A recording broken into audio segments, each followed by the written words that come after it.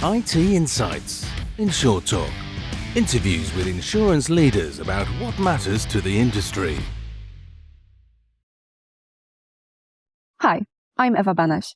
Welcome to another IT Insights InsurTalk episode by Future Processing. Throughout its 350 years of history, Lloyd has become the world's leading insurance marketplace. Its focus now is on building a braver future, one that is sustainable, resilient, and more inclusive. Part of that journey is created by the Future at Lloyd's program. Today, I have a pleasure to talk to Bob James, Chief Operations Officer at Lloyd's of London. Great to be here with you, Bob, and thank you for inviting us to this London's landmark, Lloyd's building. It's good to have you here. Thank you. Before we move on to the Lloyd's transformation as the focus of our talk, I wanted to touch upon one thing that I have recently learned about you. Is it true that you're a surfer? No. Okay. Not now. Not now. Maybe you were a surfer. A long time ago when I lived in California and I had a full head of hair that was a lot longer and less gray, and I was a lot thinner and younger, I was a surfer, but that's a few lifetimes ago. And how did it happen that a surfer from California actually ended up here in London, creating the future of insurance? You know, that's actually a very interesting question, because I was having this conversation with somebody a few weeks ago that asked me how I ended up here. So I got into the insurance business at quite a young age in San Diego, California, working for a U.S. domestic insurance company. And like a lot of careers, I got promoted internally and took different jobs that led me all around the United States. And then in 2017, I had an opportunity to come work for a big insurer here in London. But never, ever in my wildest imaginations thought I'd end up at Lloyd's. And if you're in the insurance sector, there is a bit of panache to Lloyd's of London. Everybody sort of knows who it is. And this is true, there's still mornings when I walk from the train station here, I think, how did the kid from San Diego who used to surf end up at Lloyd's? And I think it's, what's the old expression? Sometimes luck is hard work that meets opportunity. And, it's just, I had the great fortune of someone taking a chance on me. Mm-hmm. That's a very good story, inspiring one. We never know where we end up actually in our careers and lives. The older I get, the more most of the stuff you only see on hindsight, but you never know when you go through one door, what are the other four doors behind it. If you don't go through that one door, you'll never know. So my advice always is to people, go through that door. Try. Mm-hmm. Try. Definitely. Together with the release of Future at Lloyd's prospectus, Lloyd's has redefined its purpose, sharing risks to create a braver world. Usually this kind of shifts require a lot of time to evolve and to grow. And I was wondering, what was the trigger that started it all? What was the factor, the story behind it that, the idea of digitalization at such a scale was born? Well, I wasn't actually working for the Lloyd's Corporation when the original prospectus, or what we then called Blueprint 1, was issued. But I think it was a recognition that this marketplace had a lot of advantages in terms of a center of gravity of expertise for insurance. Depending upon what statistic you believe, I've heard that there's somewhere between 35,000 and 50,000 insurance professionals that all work within walking distance of each other here in London. You just don't see that. You don't see it in insurance anywhere else. The one place you would see it is if you went to Silicon Valley and made the correlation to the tech community in Silicon Valley. But I think there was a recognition that with all those advantages, it was hard to interact with us sometimes if you didn't have that experience. We wanted to attract new capital into the marketplace. The processes that we went about to place business were somewhat arcane. And as we all know, the world was changing and is changing at a very much faster pace and in a more unpredictable way. So we thought in order for Lloyd's to remain relevant, we needed to address those things and make the corporation and the marketplace a bit more nimble to respond to change. Mm-hmm. And looking ahead at the closer future we have now, what are the immediate next steps for the market to uptake in case of digital transformation, digital journey you started? It's it's like a lot of things in life. Things are easier said than done, but the concept is actually pretty simple. It's if you're going to transact business, could we all use the same language? I'm not speaking about English versus Chinese or some other language. I'm speaking about the language of data. So can we agree on a common set of data principles and data standards so that business can be transacted in a more common, seamless way using digital pipes to do so? And the advantage to doing that is a few things. One is the time to serve the customer shrinks. And generally speaking, customers would rather have their service fulfilled sooner rather than later. The cost to service the customer becomes less, but probably most importantly, because you have a fulsome set of data that everybody agrees is the data we're going to use, the ability to then leverage that data for product innovation, for new ways to serve the customer becomes much, much easier. And I'll give you one example. Lloyd's writes about half of its business on a syndicated basis, which means there's one customer, but there's multiple risk takers. So if that one customer has multiple risk takers that are taking the risk, and the one customer has a claim, in order for us to validate who's on the risk and for what parts, you need to have a complete set of data.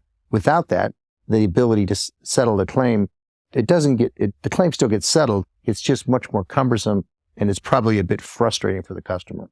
Mm-hmm. So it seems like data has become, or rather is becoming, a lingua franca for like insurance industry from your perspective, from what you've just said, right? Yeah, yes. So the short answer is I think yes. And all you have to, if you wanted to get a corollary of what insurance might look like in 20 or 25 years, maybe less, look at what's happening in the consumer space. So look at what Amazon has been able to do around the way they sell consumer goods around the world. Pretty much anything you want, you can get on Amazon and get it delivered quickly. Underneath all of that is the ability to process data in a seamless way. And for us, and for the insurance industry, if you're processing data on paper and you have to then have that paper or some facsimile of it in order to serve the customer, it just slows things down. It increases the cost. And most consumers now have an expectation that it shouldn't be that way. It should be almost instantaneous, because that's what I'm used to when I go to the Amazon website or other consumer type websites. Mm-hmm. Generally, world nowadays is going into the direction of customer centrism in all aspects. So definitely a way to approach it in insurance as well. One of the focus points at Lloyd's is sustainability. And I was wondering, how will delivering Blueprint 2 actually help the long-term sustainability of the market? Well, the insurance market, we like to think of the insurance, I think this is true for any business segment. People tend to think of a particular sector, whether it's the manufacturing sector, whether it's automobile manufacturing, whether it's travel, whether it's insurance, as the way it is today is the way it's going to be. And I don't think if you look back over 10 years in almost any segment, that's true, but that tends to be the starting model. And I think what's happening is people that can access, analyze, and leverage data on behalf of the customer for creating products or services are going to transform the existing model. So if you look at the InsurTech space, so all the startups that are trying to figure out how can they either improve the existing distribution model or the existing underwriting model, or how can they disrupt it, at the core of that, it's data and technology. And so I think from a Lloyd's perspective, or any other large insurance company, if you want to have a sustainable future, you have to be able to keep pace with that change. And Blueprint 2 is all about trying to make, as I said before, trying to make the marketplace more nimble and be able to change along with the faster changing, unpredictable world. Mm-hmm. And on this path, on this journey, what were the biggest and perhaps most surprising challenges that you had to tackle? Well, I said it's a syndicated marketplace, which means we have 50 plus insurance companies that do business in the marketplace. We have 300 plus insurance brokers that do business in the marketplace. We have 4,000 plus, we call them cover holders or managing general agents who are basically have the underwriting pen for other insurance companies on programs. So there's a huge amount of stakeholders. And then you've got the customer who actually buys the product. So when you're trying to design the future, you have to take into consideration what those stakeholders want and try to find the balance of, we want to change the marketplace for the better, but if you take on everybody's input, it's probably unexecutable because it becomes too big of a journey. If you try to get everybody to agree, you get to a lowest common denominator, which is not very transformative. So it's trying to find that right balance so that you can transform the marketplace, but the marketplace can come along with you and not feel like it's a bridge too far for them to execute. I think that's probably one of the big challenges. And of course, the other big challenge is you're talking about not just about the technology, but talking about changing people's behavior about how they actually transact business, the brokers, the underwriters, and ultimately the customers. And most people don't like to change their habits. And a lot of these habits about how business has been conducted have been habits that have been around for a long period of time. Mm-hmm. And when you look at the insurance industry generally, what are the biggest pain points? Does those challenges you've just mentioned translate also to the whole industry, or would you identify any other? This is my point of view. If you look at the insurance industry from the standpoint of consumer-oriented products, just small business insurance products, to more complex products, to multinational exposures, generally as you go up that curve, the people that have been serving consumer products have understood the data journey for a long period of time. Most of that processing is automated, seamless, instantaneous. It's using artificial intelligence and other things to make risk decisions and service the customer. As you go up that curve, partly because of complexity and partly because these things become more bespoke in terms of the products you're providing, it becomes harder to do that. So I think what we're trying to do is to imitate or to emulate what's happened in the small commercial and consumer side on the more complex risk side, understanding that at some point it becomes difficult, but how can you move up that curve? Because if I own a business and I buy my auto insurance online and it takes me 5 minutes, and then I go to buy my business insurance and it takes me 5 months, my expectations aren't met. So maybe you can't get it from 5 months to 5 minutes, but maybe you can get it from 5 months to 5 days. And let's say it's already Q2 2024. Blueprint 2 is already implemented, up and running. You look at the marketplace, you look at the industry. What do you see? Well, if it's second quarter of 2024 and it's done, I see myself on a beach somewhere with in California, with a very perhaps. nice cold drink with an umbrella in it. I think we see what I would say is the foundation. It's really the foundation for the future. It's not the complete future. So we'll have a common set of data. We'll have a digital way to transact it. Costs will start to go down. Customers will see time to serve shrink. They'll see things like improved ability to settle claims. I think that's the foundation. I think once that's in place, what we're going to see, because of the entrepreneurial nature of this marketplace, is then people are going to say, now, how do we innovate using that data? How do we find new ways to bring customers to the Lloyd's marketplace? How do we find new ways to bring capital to Lloyd's marketplace? And how do we find new ways to use this data to develop products that don't exist today? So it's not that it's not a lot of work to get there, but I don't think that's the end of the journey. I think that just provides the foundation that the marketplace should then be able to build upon.